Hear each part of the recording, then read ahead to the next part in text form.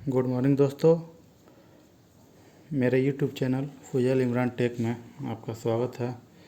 दोस्तों, इस वीडियो में हम समझने जा रहे हैं डिफरेंशियल प्रेशर ट्रांसमीटर कैलिब्रेशन के बारे में। इसकी प्रोसेस क्या होती है। वैसे इंडस्ट्रियल जो प्लांट रहते हैं ऑटोमेशन के या फैक्ट्री रहती है, उसमें कई सारे ट्रांसमीटर का यूज किया जाता है। उसमें आपका level transmitter, flow, pressure, temperature, कई सारे ट्रांसमीटर का यूज़ किया जाता है मेज़रमेंट करने के लिए। तो यहाँ पर हम लोग सीखने जा रहे हैं डिफरेंशियल प्रेशर ट्रांसमीटर कैसे कैलिब्रेशन होता है, उसका प्रोसीजर क्या है। ये कैलिब्रेशन भी हम लोग दो तरह से करते हैं। एक तो ऑनलाइन में होता है, दूसरा ऑफलाइन होता है, जिसको बेंच कैलिब्रेशन भी कहा जाता है।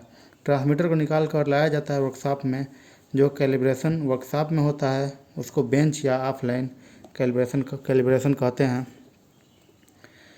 लेकिन हम लोग यहाँ सीखेंगे रनिंग प्लांट में कैलिब्रेशन कैसे करते हैं। सबसे पहले जान लेते हैं कौन कौन टूल्स और इक्विपमेंट रिक्वायरमेंट होते हैं कैलिब्रेशन के लिए। तो सबसे पहले 24 वोल्ट डीसी पावर सप्लाई लेते हैं, डिजिटल मल्टीमीटर लेते हैं, न्यूमेटिक हैंडपम्प लेते हैं, हाइड्रोलिक हैंडपम्प लेते हैं, लो प्रेशर हैंडपम्प रहता है, high precision digital pressure gauge होता है, और उसके बाद से होता है आपका heart communicator, screw driver and tool kit, ये भी रहता है। हार्ट कम्युनिकेटर से अपना सेटिंग जो चेंज करना रहता है उससे हम लोग सेटिंग चेंज करते हैं, इसलिए उसका यूज होता है। और दोस्तों, ये सारे इक्विपमेंट टूल्स हमारे पास हैं तो हम लोग कैलिब्रेशन कर सकते हैं। अगर ये टूल्स हैं तो हम लेकर चलते हैं और ट्रांसमीटर जिसका कैलिब्रेशन करना है करते हैं। चलिए स्टार्ट करते हैं कि किस प्रकार से कैलिब्रेशन करेंगे हम। कैलिब्रेशन करने से पहले इसका सेटअप देख लेते हैं।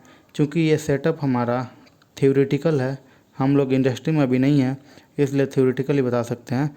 इसलिए इसमें ये सेटअप में क्या क्या रिक्वायरमेंट रहता है देख लेते हैं।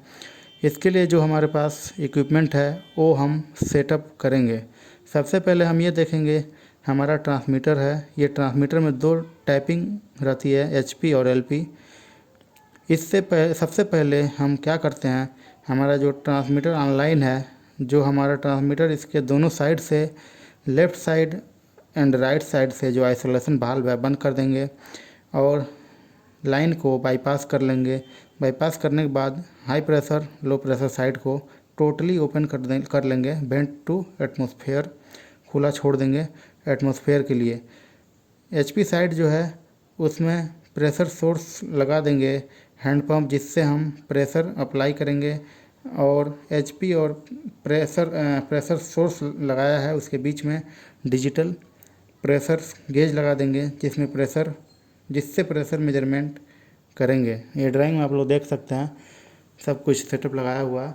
उसके बाद होता है दोस्तों, दूसरा हम क्या करेंगे, जो ट्रांसमीटर है हमारा उसका बैक कवर ओपन करेंगे। उसमें दो टर्मिनल दिखाई देंगे, पॉजिटिव और निगेटिव।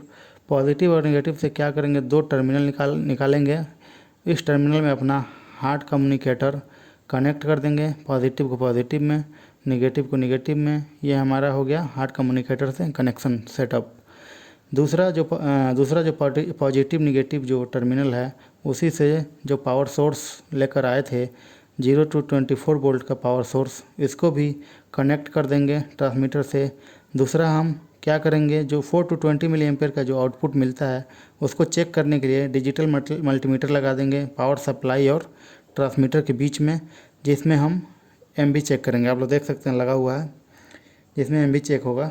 और 250 का ओम का रेजिस्टेंस भी लगा देंगे पावर सोर्स के लिए और ट्रांसमीटर के बीच में। ये हमारा कंप्लीट सेटअप हो जाता है।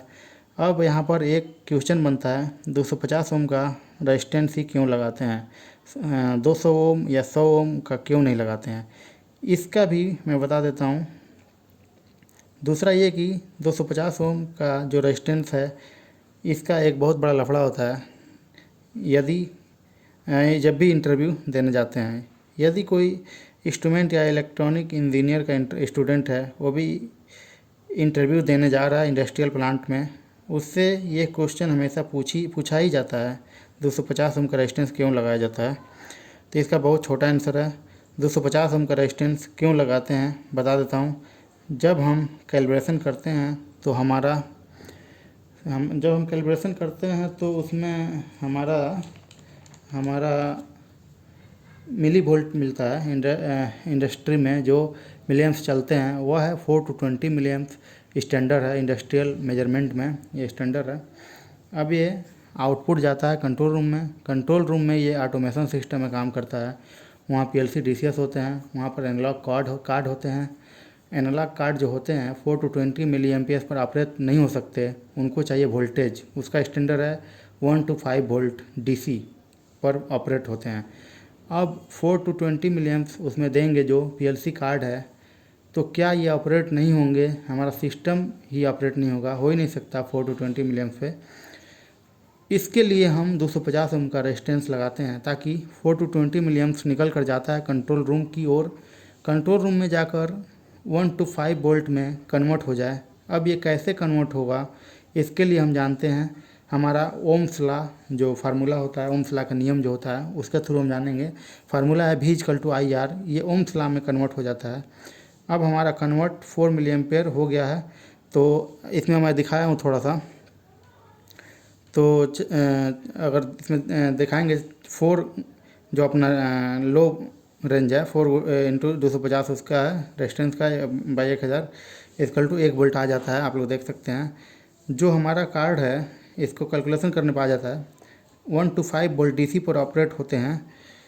5 वोल्ट कैसे आएगा? जब हमारा 20 वोल्ट होगा तो V=IR ओम्स लॉ के according 20 × 250/1000 = 5 volt according Ohm's law. ये कैलकुलेशन करने पे आ जाता है, आप लोग देख सकते हैं। कैलिब्रेशन दोस्तों, तो कैलिब्रेशन में हम लोग सीख रहे थे लेकिन रेजिस्टेंस में थोड़ा घुस गए। नॉलेज तो बहुत है इस फील्ड में, पूरा जानने पर लंबा वीडियो हो जाएगा। यहाँ पर समझ रहे हैं ओनली कैलिब्रेशन। जिस भी ट्रांसमीटर का कैलिब्रेशन करना है ध्यान दीजिएगा क्या करना है। उसमें 100-200 का रेजिस्टेंस क्यों नहीं लगाते हैं आप लोग समझ गए होंगे। सबसे पहले आपका नेम प्लेट देखना है, कौन सी कंपनी का है ट्रांसमीटर, क्या रेंज है। उसके बाद उसको देखना है उसका रेटिंग क्या है, कितना वोल्टेज पर ऑपरेट होता है, कितना आउटपुट देता है, कितना प्रेशर उसका रेंज है। सप्लाई इसको सपोज इसको मान लेते हैं ये जो ट्रांसमीटर है 2 से 10 psi इसका रेंज है। इसको 100 psi दे देंगे तो इसका डायफ्राम जो होता है फट जाएगा, ख़राब हो जाएगा ट्रांसमीटर। फ़िलहाल हम मान लेते हैं 2 से 10 psi रेंज है जिसका कैलिब्रेशन हमको करना है। सबसे पहले हमको क्या करना है, लो रेंज से हाई रेंज की तरफ जो जाती है। लो रेंज हमारा 2 psi है। 2 psi हमारा प्रेशर सोर्स के थ्रू 2 psi का प्रेशर देंगे। जैसे ही 2 psi पर हमारा प्रेशर देंगे, प्रेशर गेज सेट होगा तो पंप को उसी पर सेट कर देंगे, पंप को भी उसी पे होल्ड कर देंगे। उसके बाद जाएंगे ट्रांसमीटर में। ऑलरेडी हमारा कनेक्शन है जो ट्रांसमीटर की एलसीडी या हार्ट कम्युनिकेटर का एलसीडी देखेंगे कि दोनों जगह 2 psi मिल रहा है क्या या नहीं मिल रहा है। चूँकि हमने 2 psi दे रखा है, यदि हमारा ट्रांसमीटर सही है तो 2 psi ट्रांसमीटर के डिस्प्ले पर आना चाहिए और हार्ट कम्युनिकेटर के भी डिस्प्ले पर आना चाहिए। यदि आता है तो कोई दिक्कत नहीं, करेक्ट है। यदि नहीं आता है तो कम ज़्यादा आ रहा है तो हार्ट कम्युनिकेटर से उसका सेटअप करेंगे, एडजस्ट करेंगे जीरो और स्पैन से। जो उसमें सेटिंग रहती है इंक्रीज़ और डिक्रीज़ करने की हार्ट कम्युनिकेटर में, तो उसके अकॉर्डिंग 2 psi पर सेट कर देंगे ट्रांसमीटर को। ये हमारा 2 psi सेट हो गया। 2 psi में कितना रेंज मिलना चाहिए? 2 psi में 4 मिलियम्स मिलना चाहिए। अब देखेंगे जो हमारा डिजिटल मल्टीमीटर लगा हुआ है यहाँ पर हमें 4 मिलियम्स मिल रहा है या नहीं मिल रहा है। 4 मिलियम्स मिल रहा है तो अच्छी बात है, हमारे ट्रांसमीटर में कोई फॉल्ट नहीं है, सही है।